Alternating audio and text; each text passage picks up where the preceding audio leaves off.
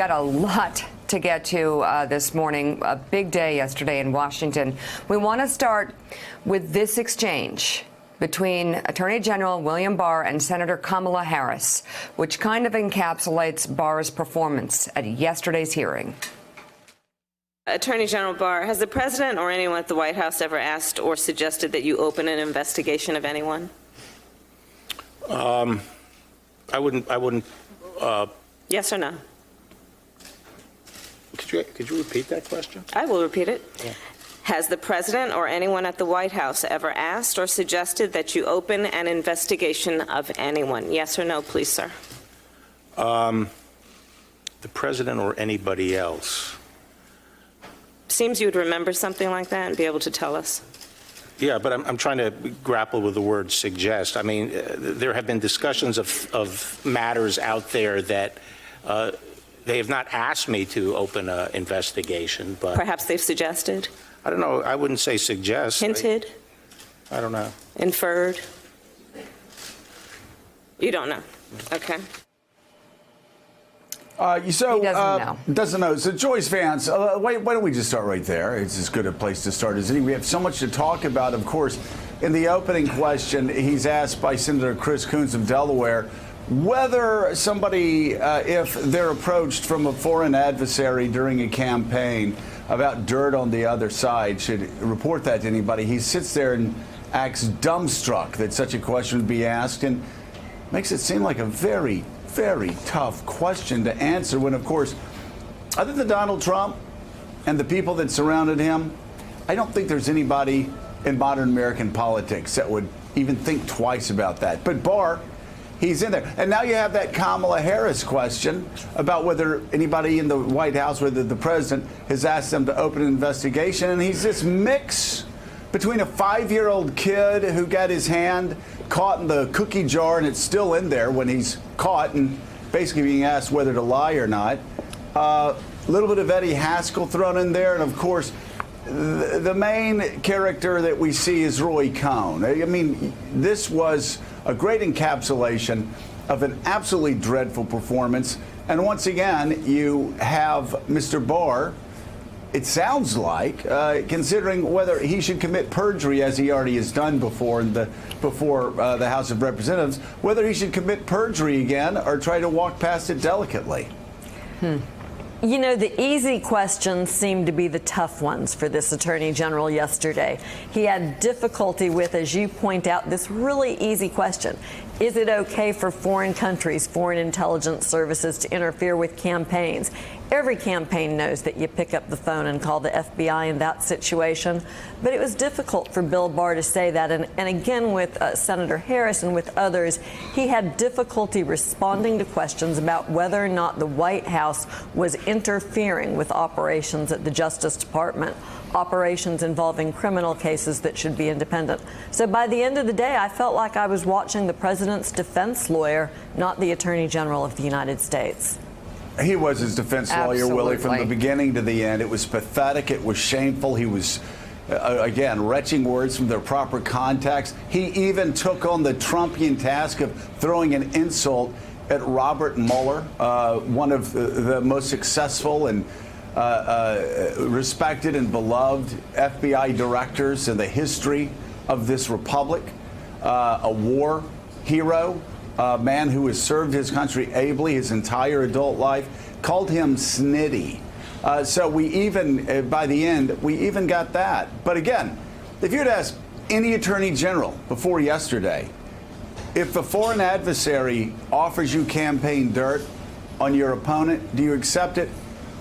Every preceding attorney general, including Nixon's John Mitchell, would have said, hell yes, you report it immediately. For Barr, that was a tough question. And if you go back to the genesis of all this, every campaign manager would have said the same thing, too. I'm going to call the FBI. But Joyce is right. We were talking about it before we came on the air.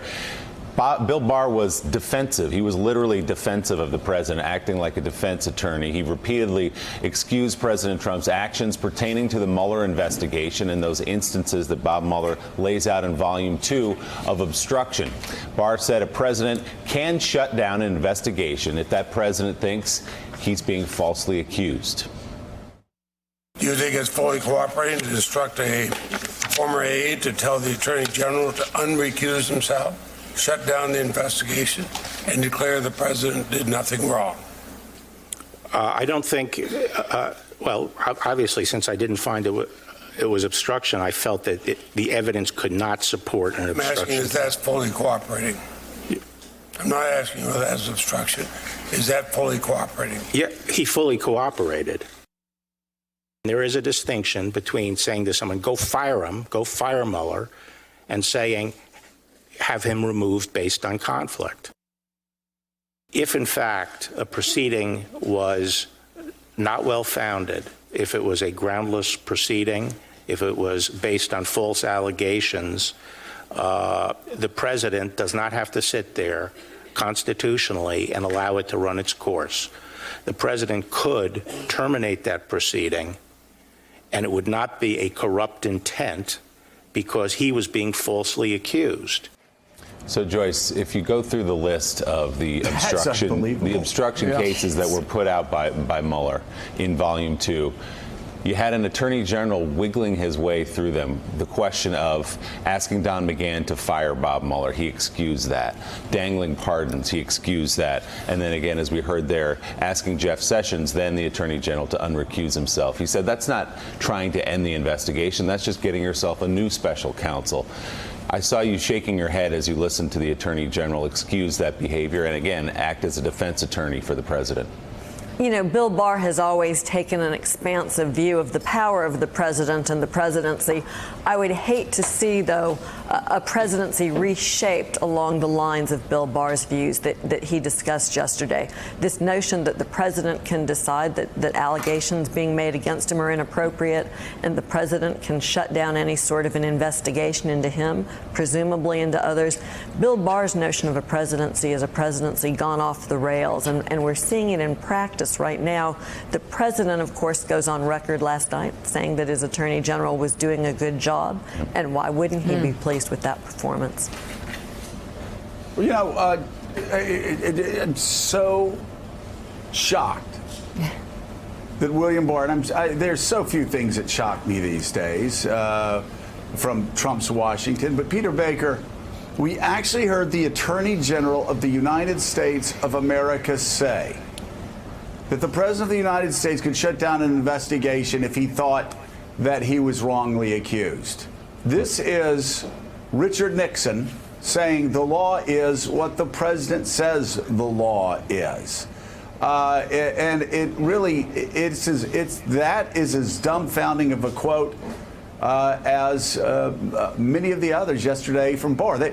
Again, the president can do what the president wants to do, and if he doesn't like an investigation being run against him, he can just shut it down. Yeah, I mean, look, as a matter of the Constitution, what you're hearing from people on that side is that the executive power is untrammeled by restrictions like, this is not an independent counsel law. It's not somebody who is, a separate body. This is somebody who is subordinate to the President of the United States. He is therefore under the power of the executive branch. But you're right. As a matter of, just common sense, I haven't heard too many people who were under investigation who didn't say they were falsely accused. So if that's the standard by which, a president is allowed to shut down an investigation, then any president presumably could shut down almost any investigation against him or her. That's where it comes to Congress. I mean, the check that the Constitution envisions on a president is not a subordinate Justice Department official. It's the Congress of the United States. In this case, you've got the House of Representatives in the hands of the opposition Democrats, but they're wary of using their power of impeachment because they don't seem to have any kind of bipartisan consensus. You saw yesterday two different realities. The Democrats living in a reality in which Donald Trump is, in their mind, corrupt, and the Republicans living in their reality in which Donald Trump is the victim of a deep state coup. Well, Mike Barnicle, you look at this testimony yesterday, and again, when Barr is saying a president, if he doesn't like an investigation, if he thinks he's wrongly accused, he can shut it down. I mean, that's how autocrats think. That's how lawyers for autocrats talk. You look at everything else that Barr did yesterday, stumbling and hesitating, the lies that he told in front of everybody. I understand that it doesn't make political sense to impeach Donald Trump, but for the life of me, I don't know why Democrats would not start gathering evidence to impeach this man. he is actually as dangerous in the position of Attorney General as Donald Trump is as President of the United States. And he's unfit and unworthy to be there. And if you ask any judge these questions, they would not answer them the way that Donald Trump's defense lawyer did, Barr. Barr is not an Attorney General of the United States. He is Donald Trump's defense attorney. He's his lackey. He's his stooge. Joe, I think we played one of the key moments of yesterday's hearing right at the top of this show when Chris Coons asked the Attorney General a specific question about Russia and what Russia was involved in 2016, is involved in today, and will certainly be involved in 2020. And that's the corruption of our electoral system. And I was thinking about the first line of the oath of office for the Attorney General, and it is this: I will defend and protect the Constitution of the United States against all enemies, foreign and domestic. And yesterday we had a sitting Attorney General of the United States who clearly had not even read the full Mueller report. He had not looked at the underlying evidence within the Mueller report. He went out of his way to disparage members of the Federal Bureau of Investigation who work for this country to protect this country. He went out of his way to damage and disparage Bob Mueller and his effort. And he ended the day, really, at the end of the day, he made Jeff Sessions look like Justice Brandeis. Oh, yeah. Absolutely. And let's go to that, Mike, and listen to it and see it with our own eyes. Because this is where the Attorney General really reveals himself to be a complete and utter farce. A total joke. So he makes this proclamation. Remember his 4-page letter or summary on that Sunday when the Mueller report was released? He releases his analysis of what it is. He exonerates the president, and yet he read nothing. Take a listen. We have a document that shows over 200 connections between a presidential campaign and a foreign adversary, sharing information that would be illegal if you did it with a super PAC. We know that. But what information was shared? Polling data was shared, sir. It's in the report. I can cite you the page. With who? You accepted the report as the evidence? Yes. You did not question or look at the underlying evidence that supports the conclusions in the report? No. So, Jeremy Bash, how do you make a proclamation, the one that this Attorney General did, sort of turning the page for the president, exonerating him when it's not an exoneration, when obstruction is reeking out of this report? Just even the 448 pages gives you a sense that there was a lot of obstruction happening there. And you don't read any. You're the Attorney General of the United States of America. None of the underlying evidence. You don't read any of the underlying evidence. You literally testify in public before the American people and admit that you didn't do any of the work, that you just went rogue on this and did what you needed to do for the president. What do we make of this?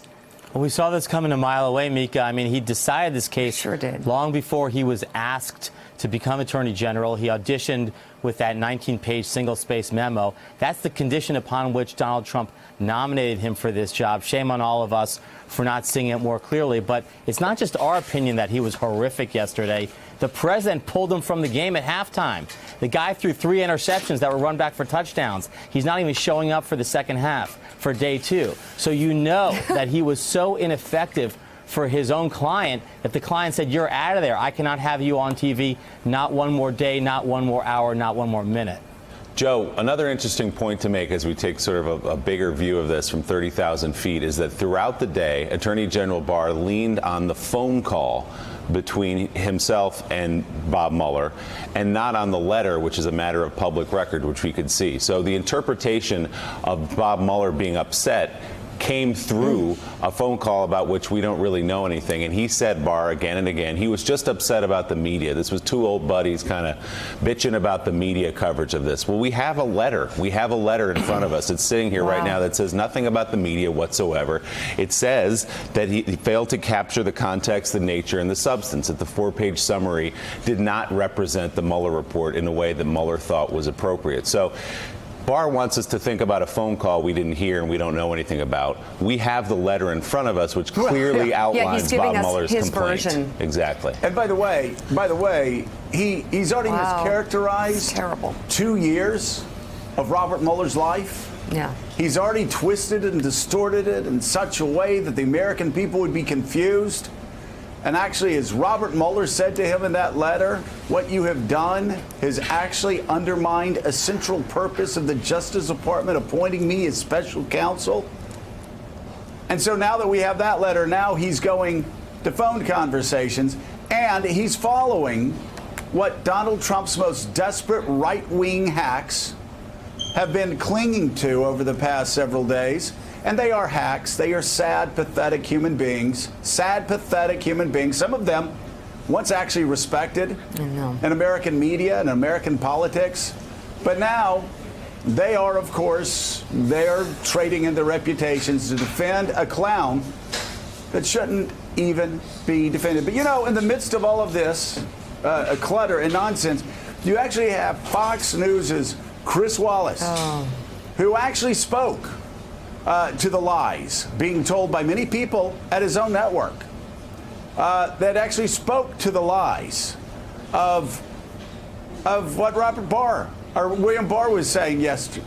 What William Barr was saying yesterday, that when in doubt, when Donald Trump's Attorney General is caught lying, when Donald Trump's Attorney General is caught stretching the truth, when Donald Trump's lawyer is caught playing the role of Roy Cohn, we'll just blame the media. Right? You see, because I know a lot of you, it's a lot easier for you to just blame the media when your president is caught lying. You don't like the facts.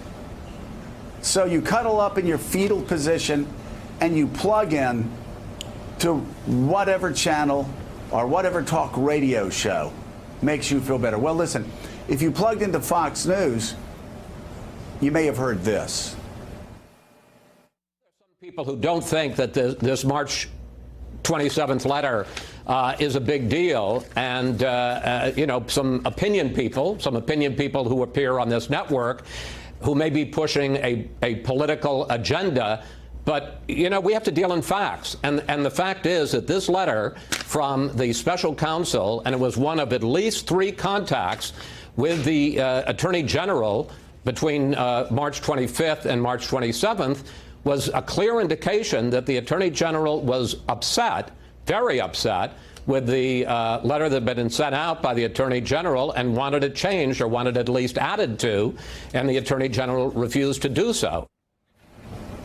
And there it is, Willie, the special counsel. The special counsel was very upset by what the Attorney General had done. And so there's no twisting or turning this.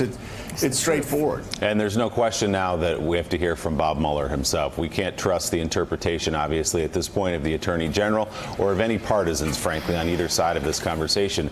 We have to hear from Bob Mueller, and I expect that day will come. Yes, the full report is out there. We should say that. We can see for our own eyes at this point, but it's clear again from yesterday's performance that there's an Attorney General sitting there who hopes to shape the narrative and shape the story of what happened in the 2016 election toward the version that the president wants us to hear. Well, Mika, and when Robert Mueller comes, he's going to be asked questions like this.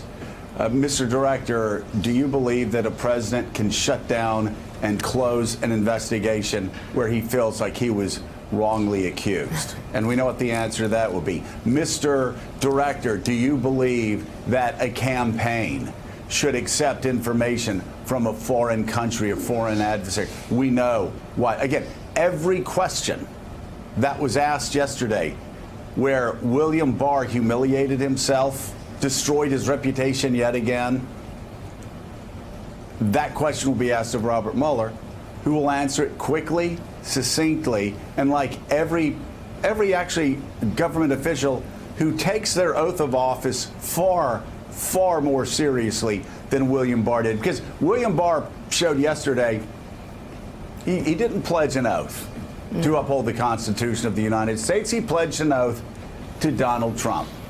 And that's what we have now. And that's what Democrats have to consider when they really want to figure out whether that man is a man that is worthy of deciding what cases are brought against Trump adversaries and what cases are shelved, are buried by those who support Donald Trump. These are dangerous times, and Democrats need to move. There's no question yesterday was a dark day, and we've got a lot more to get to. Coming up, we showed you that striking moment from Senator Kamala Harris yesterday. The presidential candidate joins us live in just a little while on this show. Plus, William Barr says he had a big problem with the way Jim Comey handled the Clinton case and said so at the time. Never mind that op-ed he wrote insisting James Comey did the right thing. We'll discuss that ahead. Also, the chairman of the House Intel Committee, Congressman Adam Schiff, joins us. And we'll talk 2020 politics with Congressman Ro Khanna, who's backing Bernie Sanders. You're watching Morning Joe. We will be right back. Thanks for checking out MSNBC on YouTube, and make sure you subscribe to stay up to date on the day's biggest stories. And you can click on any of the videos around us to watch more from Morning Joe and MSNBC. Thanks so much for watching.